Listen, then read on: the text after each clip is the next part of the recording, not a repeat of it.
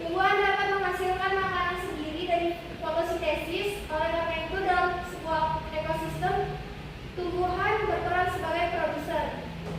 Selanjutnya, kelinci memakan tumbuhan untuk mendapatkan energi. Dalam rantai makanan ini, kelinci berperan sebagai konsumen tingkat 1. Dan yang terakhir adalah ular. Ular merupakan hewan pemangsa atau predator. Ular memakan kelinci sehingga di rantai makanan ini ular berperan sebagai konsumen tingkat 2.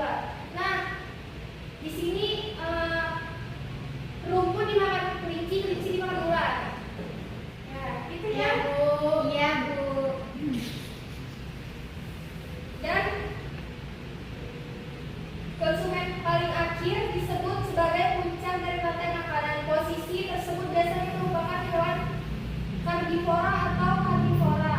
Hewan tersebut biasanya tidak diburu oleh hewan lainnya untuk menjadi makanan. Itu contohnya ular ya, anak-anak. Iya, Bu. Siapa yang akan memakan ular? Yaitu bakteri dan jamur merupakan contoh dekomposer. Ketika makhluk hidup mati, tumbuhan akan membusuk dan diurai oleh dekomposer. Hasil penguraian ini akan membentuk humus dalam tanah. Humus dibutuhkan tumbuhan untuk tumbuh dan menghasilkan energi bagi makhluk hidup lain, sehingga proses makan dan dimakan dalam suatu ekosistem menjadi siklus yang berputar.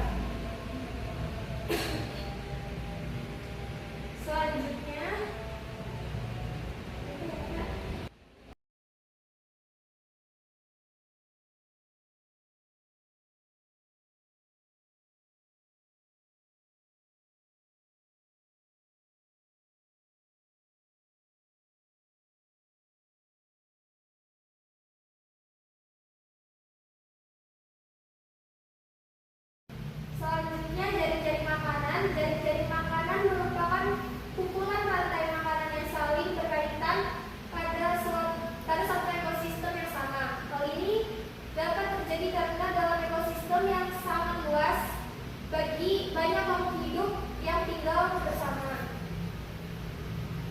Ini contoh-contohnya ini ya, anak-anak.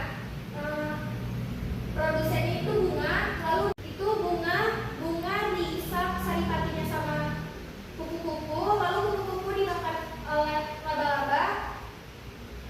Semut juga memakan bunga, lalu semut dimakan oleh kumbang. Jadi produsennya itu adalah laba-laba. Di sini ada kamus kosakata. Arti dari rantai makanan itu adalah proses memakan yang dimakan oleh antara makhluk hidup. Kalau produsen itu penghasil makanan dari konsumen atau makhluk hidup lainnya. Kalau konsumen adalah makhluk hidup yang memakan makhluk hidup lainnya. Dekomposer adalah makhluk hidup pengurai sisa-sisa bangkai hewan dan tumbuhan. Dan terakhir adalah humus, sisa-sisa dari bangkai hewan dan tumbuhan yang sudah terurai. Selanjutnya itu ada fitoplankton. Fitoplankton adalah tumbuhan berukuran yang sangat kecil yang tumbuh dalam air. Zooplankton adalah hewan yang berukuran kecil yang ada di laut. Larmun adalah tumbuhan yang hidup di laut dangkal. Organisme adalah segala jenis makhluk hidup. Dan jari makanan adalah kumpulan rantai makanan yang saling berkaitan yang ada pada tugas. Nanti ini kan ada tabel. Nanti kalian isi nama hewan, lalu terus yang memakan lalu dimakan. Contohnya yang kayak Ibu sudah jelasin tadi, bunga dimakan semut dan semut dimakan kumbang, lalu kumbang dimakan laba-laba.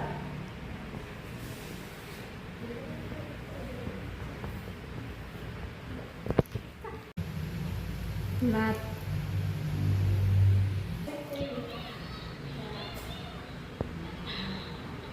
Udah siap anak-anak? Udah, Bu.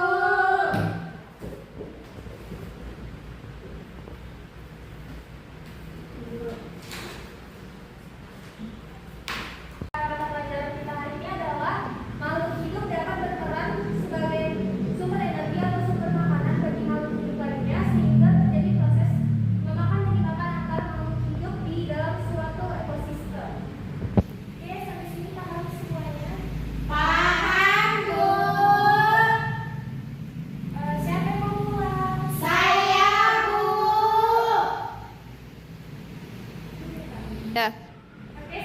pulang, rapikan dulu ya bajunya, masukkan bukunya dalam tas. Ya, Bu. Oke, udah rapi semua? Sudah, Bu. Mau ada pinky doa sebelum pulang? Ya, Bu. Sebelum kita pulang, marilah kita berdoa. Doa dimulai. Doa selesai. Nah, Aduh, jadi sakit. ini pelajaran kali ini dengan Assalamualaikum warahmatullahi wabarakatuh. Waalaikumsalam warahmatullahi wabarakatuh. Ini contoh rantai makanan itu kayak monyet makan buah, buah dimakan ulat, lalu ulat dimakan sama burung.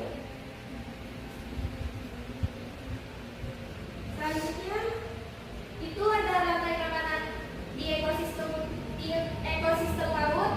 Pada ekosistem laut yang berperan sebagai produsen adalah tumbuhan yang tidak terlihat oleh mata kita, namanya fitoplankton, dan jumlahnya sangat banyak di laut. Selain fitoplankton, rumput laut dan lamun juga termasuk produsen di ekosistem laut. Organisasi ini organisme hidup di permukaan laut karena butuh sinar matahari untuk fotosintesis. Nah ini ya karena Ya, Bu. Ya, Bu. nah contoh rantai makanan pendek ini tuh ada kayak gajah makan rumput,